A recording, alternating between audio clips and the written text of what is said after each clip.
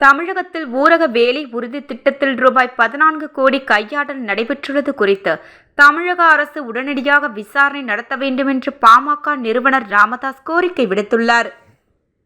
தமிழகத்தில் 2024-25 ஆண்டில் ஊரக வேலைவாய்ப்பு உறுதி திட்டத்தை செயல்படுத்தியதில் 78,784 முறைகேடுகள் நடந்திருப்பதாகவும் அவற்றின் மூலம் ரூபாய் 14 கோடிக்கும் கூடுதலான தொகை கையாடல் செய்யப்பட்டிருந்ததாகவும் சமூக தணிக்கை வாயிலாக தெரிய வந்துள்ளதாக ஊடகங்களில் வெளியாகியுள்ள செய்திகள் அதிர்ச்சி அளிக்கின்றன. அப்பட்டமான முறைகேடுகள் நடந்திருப்பது தெரிய வந்திருக்கும் போதிலும் அவற்றின் மீது தமிழக அரசு இதுவரை எந்த நடவடிக்கையும் எடுக்காதது கண்டிக்கத்தக்கது. ஊரக வேலை திட்டத்தின்படி பணிக்கு வராதவர்களுக்கு ஊதியம் வழங்கப்பட்டுள்ளது என்பதுதான் முதன்மை குற்றச்சாட்டு ஆகும். லட்சக்கணக்கானோருக்கு அவர்கள் செய்த பணியின் அளவு அதிகரித்து காட்டப்பட்டு பணம் வழங்கப்பட்டதாக கணக்கு காட்டி சுரண்டப்பட்டிருக்கிறது.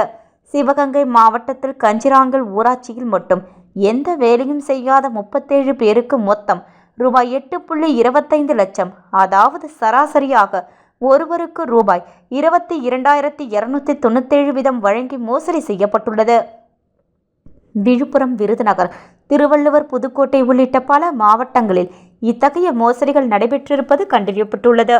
ஊரக வேலைவாய்ப்பு திட்டத்தில் நடைபெற்ற மோசடிகள் குறித்த அனைத்து விவரங்களும் தமிழக அரசிடம் உள்ளன. ஊரக வேலைவாய்ப்பு திட்டம் முறைகேடுகள் இல்லாமல் செயல்படுத்தப்படுவதை உறுதி செய்யத்தான் சமூக தணிக்கை அறிமுகம் செய்யப்பட்டுள்ளது. அதில் தெரியவரும் முறைகேடுகள் மீது நடவடிக்கை மேற்கொள்ள வேண்டியது அரசின் கடமை. ஆனால் தமிழக அரசு இதுவரை எந்த நடவடிக்கையும் எடுக்காததன் மூலம் முறைகேடுகளில் ஈடுபட்டவர்களை பாதுகாக்க முயல்கிறது என்பது உறுதியாகியுள்ளது. தமிழகத்தில் கடந்த முறைகேடுகளில் 6,302 புகார்கள் மீது மட்டும்தான் தமிழக அரசு நடவடிக்கை எடுத்திருக்கிறது. மோசடி செய்யப்பட்ட பணத்தில் ரூபாய் 1.89 கோடி மட்டுமே மீட்கப்பட்டுள்ளது. இந்த மோசடிகளை செய்த பணியாளர்கள், அதிகாரிகள் மீது இன்று வரை எந்த நடவடிக்கையும் எடுக்கப்படவில்லை. அவர்கள்தான் இப்போது ஊரக வேலைவாய்ப்பு திட்டத்தை களத்தில் செயல்படுத்தி கொண்டிருக்கிறார்கள் என்பதால் முறைகேடுகள் தொடர்ந்து கொண்டே இருக்கின்றன. முறைகேடுகள் குறித்து தமிழக அரசு உடனடியாக விசாரணை நடத்த வேண்டும். இந்த மோசடியில் சம்பந்தப்பட்ட அனைவர் மீதும் சட்டப்படி கடுமையான நடவடிக்கை எடுக்க வேண்டுமென அவர் கேட்டுக்கொண்டார்.